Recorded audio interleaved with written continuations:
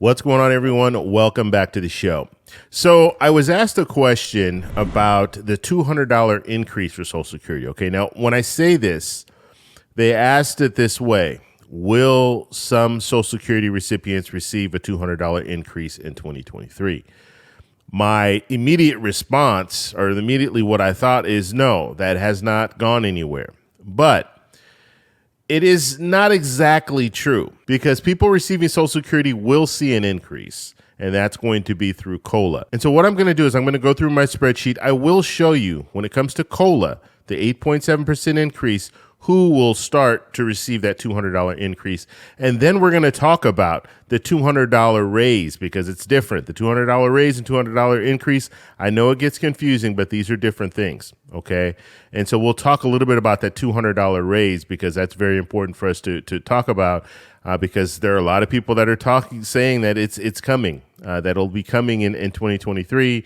That has not been decided yet. And so we'll talk a little bit about what needs to happen in order for a $200 raise for Social Security to even occur. And so that's what we're going to talk about in this video. But first off, you guys can do me a favor. Please like the video, subscribe to the channel, hit the little bell notification, and then click all. That way you'll get notified anytime we put out videos. We do daily videos here, so make sure you click all. And then also share this video with your friends and family. So if you know someone can benefit from this content, please share it with them. It does help with the algorithm as well. Okay, so let's go ahead and get started. First thing I want to do is go over to my channel, and we'll just scroll down here and we'll pick, this is the last video that I posted, greed and inflation. I'm talking about corporate greed. Okay, so check that video out if you haven't done so. I posted it on Sunday, and usually when I post on the weekends, it doesn't get as much traction. So please check that video out. It has some really good information as far as inflation, and one of the reasons, this is just one of the reasons why we're seeing things cost more. Okay, so let's go ahead. I will click on this just to bring up the spreadsheet. Okay, now I'm walking you guys through the steps. So if you're watching one of my videos and you want to go down all the way to the bottom here to where the comment section is, click on that first link. That first link will take you over to the forum page. Okay, and you're going to fill out this information. I've shown this a few different times. Let me stop this here.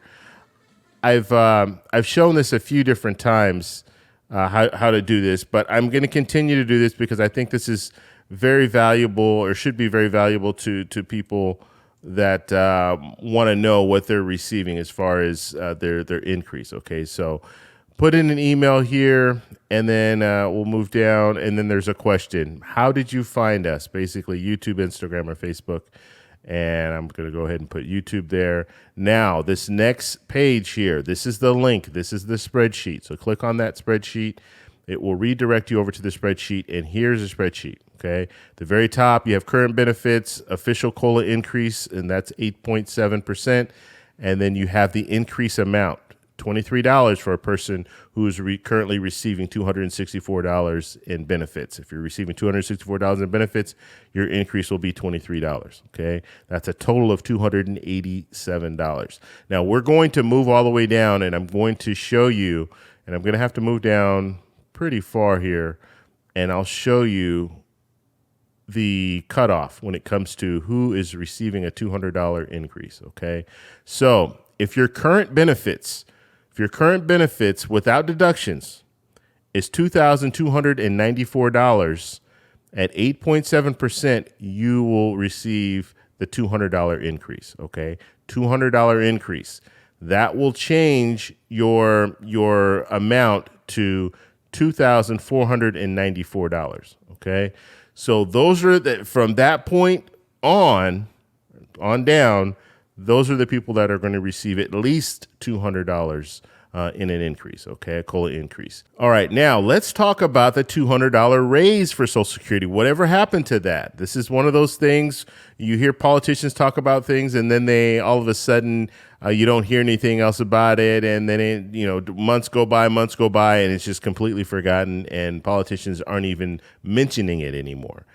And that is the case. That is what we're seeing right now. One of the major reasons why you don't hear politicians talk about anything new right now is because of the election. the midterm election. But once we know who won and who lost, then in January, that's when politicians will start talking again about what they want to do, what their plan is. So when it comes to the $200 raise for Social Security, it's on hold right now. So anyone that it's telling you otherwise, or telling you, in November, I hear that politicians are going to move forward with the $200 raise for Social Security. That's just not true. Okay. They're not going to do anything until after the new Congress comes in, and that will be in January. So when the new Congress comes in, then we're going to hear some talk of new things that they want to do. Okay. And one thing I want to talk about, now I talked about this a while ago, maybe a year ago, I put out a video and pretty much talked about exactly how our government works. And a lot of people don't know. They don't know how government works. And so that is one of the things you hear. A lot of people are very frustrated when things don't get done, and why is a politician saying this and they're not doing this? And well, one politician can't decide what happens. Okay.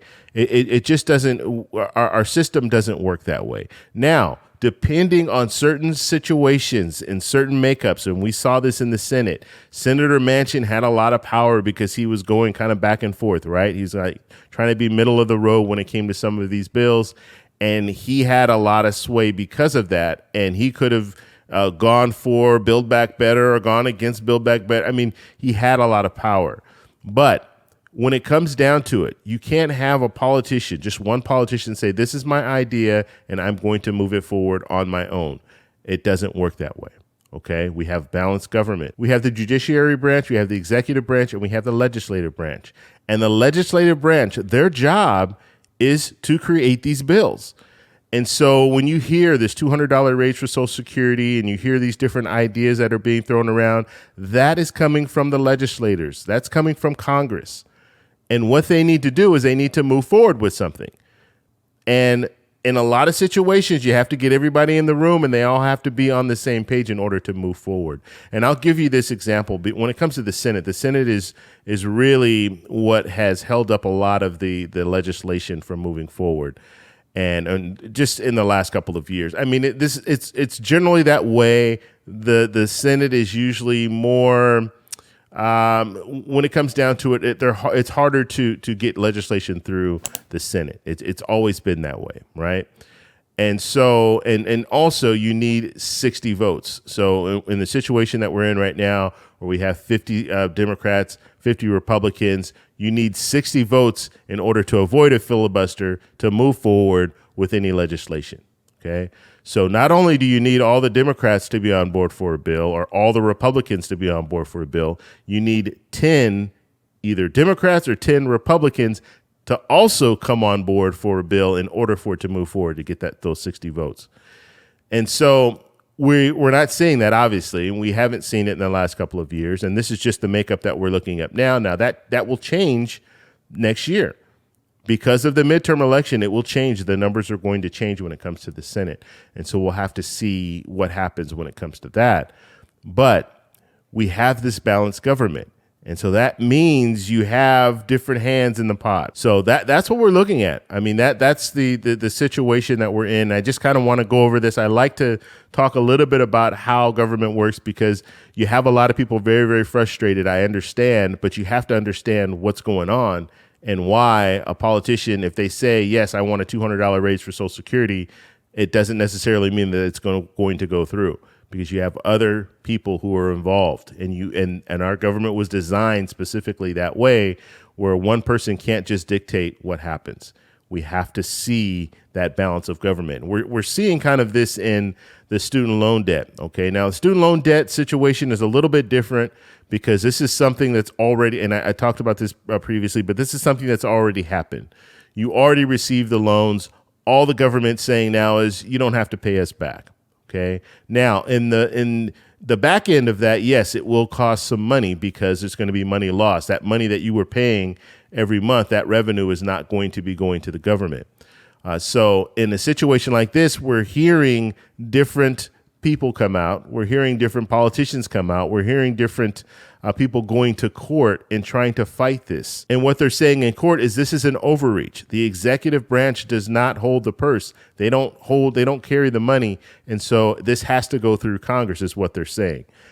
And so we'll have to see where it goes. Right now, there was a pause on the student loan cancellation, and so we'll have to see what happens in the future. I think ultimately it's going to go through, because this is not money that they need up front. This is something that's in the back end. Okay, so if I need money to pay for something, then yes, you have to go through Congress.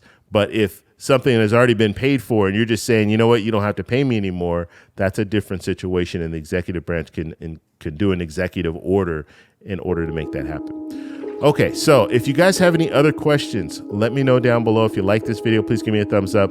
Please subscribe for more, and I'll talk to you in the next one. Bye.